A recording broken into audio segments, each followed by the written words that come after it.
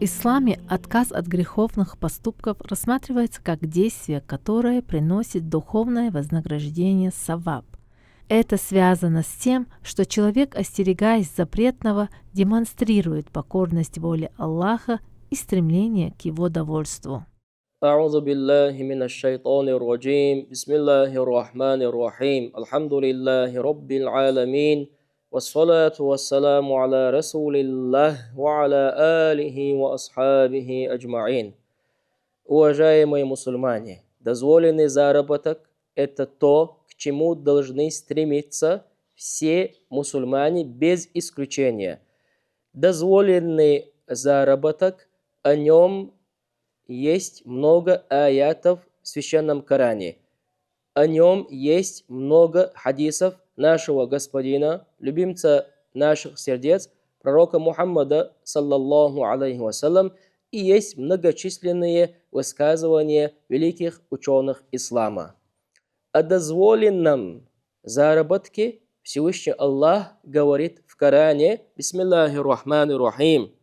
يا أيها الناس كلوا مما في الأرض حلالا طيبا ولا تتبعوا خطوات الشيطان إنه لكم عدو مبين صدق الله العظيم. О люди, говорит Всевышний Аллах, мы все должны обратить внимание, что Всевышний Аллах не говорит о мусульмане. Обращение Всевышнего Аллаха адресовано ко всему человечеству. О люди, живущие на земле, говорит Всевышний Аллах, питайтесь из того, что на земле, дозволенным путем, благодатным путем, благим пищей питайтесь, говорит Всевышний Аллах, и не следуйте по пути шайтана, говорит Всевышний Аллах, потому что шайтан без всякого сомнения является для вас врагом. Если все человечество будет питаться дозволенным и стараться жить дозволенным путем и не будет следовать по пути шайтана, то жизнь на планете Земля, без всякого сомнения, по воле Всевышнего Аллаха, станет хорошей. Дозволенный заработок, дозволенная пища – это очищение сердца, это очищение намерения, это один из великих, больших, самых важных путей приближения раба ко Всевышнему Аллаху. Сколько бы молитв раб Всевышнего Аллаха не совершал, сколько бы богоугодных деяний он не совершал, если его заработок является недозволенным, если его заработок является запретным, то без всякого сомнения это оставит негативный, плохой след не только в этом самом человеке, но и в его потомстве, его детях и так далее. Поэтому очень важно обратить внимание, что человек кушает, как он зарабатывает, каким путем он ищет заработок. Зарабатывание денег или имущества, пищи запретным путем – это без всякого сомнения путь шайтана, путь Иблиса, путь дьявола, который, как Всевышний Аллах сказал в Коране, является для всего человечества, не только для мусульман, для всего человечества явным врагом. Поэтому Иблис, шайтан, внушает людям зарабатывание заработка легким запретным путем. И мы не должны следовать этому пути, потому что это ведет в погибель не только в этом мире, но и в мире вечном.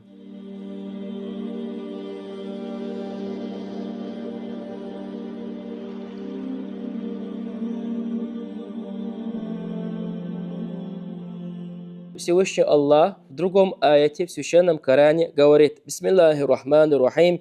يا أيها الذين آمنوا كلوا من طيبات ما رزقناكم واشكروا لله إن كنتم إياه تعبدون صدق الله العظيم. О те, которые уверовали, кушайте, питайтесь тем, чем мы наделили вас дозволенным путем. Питайтесь дозволенным из того, чем мы вас наделили. И восхваляйте Всевышнего Аллаха, если вы являетесь теми, кто поклоняется Всевышнему Аллаху, говорит Всевышний Аллах в Священном Коране.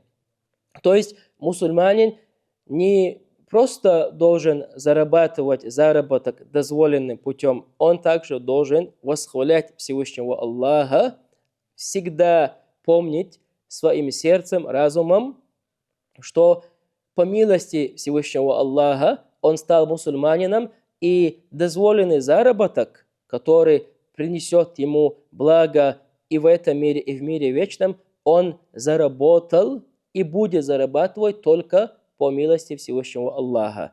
И каждый раз, когда раб Всевышнего Аллаха многочисленно будет восхвалять Всевышнего Аллаха, Господа миров, то по милости Всевышнего Аллаха Аллах увеличит своего раба в достатке. Это золотое правило из Священного Корана, которому мы должны придерживаться до конца наших земных дней. Добро – это благой нрав, красивое поведение, а грех – это то, что беспокоит твою душу и то, что стремишься скрыть от людей. Совершая грех, человек не находит покоя. Он теряет душевное спокойствие. После того, как он испытал наслаждение, которое получил при совершении греха, это наслаждение оставляет после себя беспокойство, печаль, переживание и бессонницу. В конце концов, человек, совершающий грех, страдает в первую очередь морально, а потом и физически. Всевышний Аллах в Коране говорит: «Бисмиллахи рахмани рахим, وَلَا تَأْكُلُوا أَمْوَالَكُمْ بَيْنَكُمْ بِالْبَاطِلِ صَدَقَ اللَّهُ الْعَظِيمُ». Не зарабатывайте заработок между собой запретным путем. То есть ни один мусульманин, ни один человек не должен зарабатывать свой заработок, свои деньги, свое имущество, причиняя вред другому человеку, другому мусульманину. Это является одним из величайших запретов Всевышнего Аллаха. Зарабатывать заработок, причиняя окружающим вред, это является одним из самых больших грехов. Даже если после этого мусульманин сделает покаяние, то все равно, если истинный человек, который владеет этим заработком, он, если тебя не простит этого мусульманина, или если человек, который заработал заработок запретным путем, например, украл у кого-то или причинил ему какой-то вред, и таким способом заработал заработок, или он не вернет этот заработок обратно своему истинному владельцу, то Всевышний Аллах не простит своего раба. То есть это грех, который не только между Аллахом и его рабом, это грех, связанный с людьми, то есть созданиями, которых создал Всевышний Аллах. И Всевышний Аллах не прощает грехи, связанные со своими рабами. Такова справедливость Всевышнего Аллаха. Всевышний Аллах, одной из его имен является Адиль. Всевышний Аллах – это Господь справедливости, без всякого сомнения. Ислам – это религия справедливости. Поэтому ислам нас остерегает зарабатывать заработок, причиняя другим вред. Это золотое правило, которому мы должны придерживаться всегда.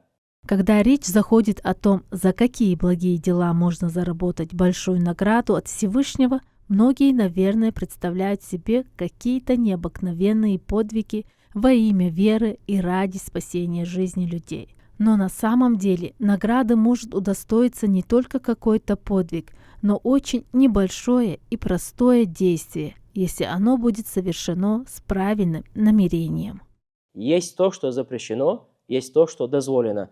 И никогда ни один мусульманин не то, что должен делать недозволенное, мусульманин, ему подобает даже не приближаться к запрещенному. Также наш господин, пророк Мухаммад, саллаллаху алейхи вассалям, в своем хадисе сказал: «Инна Аллаха тайиб ва юхиббу тайиб». Всевышний Аллах любит благое. Всевышний Аллах любит то, что дозволено. Всевышний Аллах любит прекрасное. Зарабатывание заработка дозволенным путем любимее для Всевышнего Аллаха. Это действие раба Всевышний Аллах воздаст этому действию, благому деянию не только в этом мире, но и в мире вечном. Если человек, как мы сказали ранее, если он зарабатывает свой заработок запретным путем, то уменьшается его иман. Не просто уменьшается его иман именно этого человека, но и уменьшается иман тех людей, кто питаются этим заработком. Например, есть семья и отец, тот человек, на котором лежит ответственность воспитания, заработка, пищи, имущества. Если он, например, привезет в свою семью, в свой дом запрещенный заработок, и этим заработком, если другие люди, члены его семьи, будут питаться, то это скажется на них в негативном образе, без всякого сомнения. Потом, когда эти дети вырастут, они не будут слушать своих родителей, они не будут совершать намаз, они не будут придерживаться религии ислам. Это закон, который Всевышний Аллах утвердил на нашей планете. Это закон, который Всевышний Аллах утвердил на земле.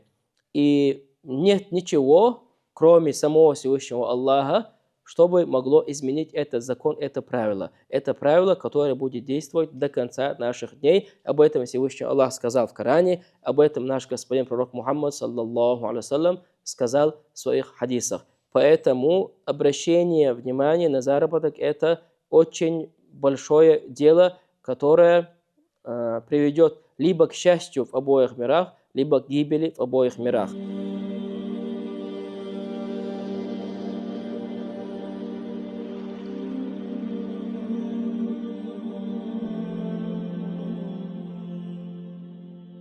Даже если твой заработок, если даже заработок мусульманина дозволенный, то даже тогда приближенные рабы Всевышнего Аллаха, аулия Аллахи Та'аля, они придерживались очень больших правил. Даже если без всякого сомнения заработок является дозволенным, они не кушали много, они разделяли желудок на 3 части. Одну часть отдавали для пищи, вторую часть отдавали для воды и третью часть отдавали для отдыха желудка и так далее, потому что это является большой сунной нашего господина пророка Мухаммада, саллаллаху алейхи вассалям. Как мы сказали ранее, если они даже были уверены, что заработок является дозволенным, они 40 дней и ночей поручали тем женщинам, которые готовят еду дома, обязательно готовить еду в омовении. Не просто 40 дней и ночей, а всю жизнь приближенные рабы Аллаха питались и питаются во многих случаях едой, которая приготовлена в омовении. Посланник Аллаха, да благословит его Аллах и приветствует, предостерегает нас жажды, богатства и привязанности к мирскому. Когда раздавали трофеи из Гунейна, Хаким бин Хизам 3 раза просил у посланника Аллаха, да благословит его Аллах и приветствует, дать ему имущество. И все 3 раза наш пророк, да благословит его Аллах и приветствует, выделял ему часть трофеев. А затем он сказал Хизаму: «Мирские богатства очень привлекательны и очень завлекают к себе человека. Не проявляя жадности и не попадая в их сети, если кто-то пожелает их, не проявляя жадности и не попадаясь в их сети, то для него это станет украшением и принесет пользу». У приближенных рабов Всевышнего Аллаха было такое место, такой макам перед Всевышним Аллахом, что когда они начинали кушать еду, которая приготовлена руками, у которой не было омовения, они сразу чувствовали это.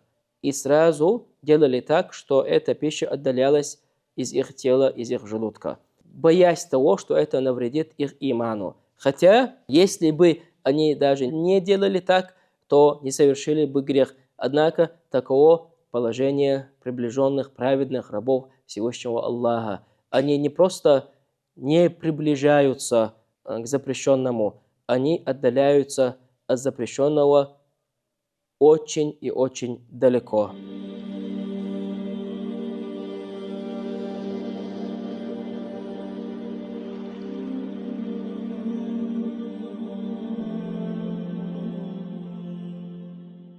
Пророк Мухаммад, саллаллаху алейхи вассалям, сказал, что, например, купец, торговец, который соблюдают каноны ислама, который торгует правильно, который не занимается тем, что запрещено Всевышним Аллахом, такой торговец, такой купец в день Великого Суда, его место будет таким великим, что он встанет вместе с пророками, с посланниками и приближенными рабами Всевышнего Аллаха. То есть даже пророк, саллаллаху алейхи, его сподвижники и многие приближенные рабы Всевышнего Аллаха молились, прося Всевышнего Аллаха благо тем людям, которые, например, выезжают за границу, выезжают в другие регионы, в другие места земли и приносят оттуда продукты или другое имущество, в чем нуждаются люди, ради того, чтобы торговать. Если человек, раб Всевышнего Аллаха, торгует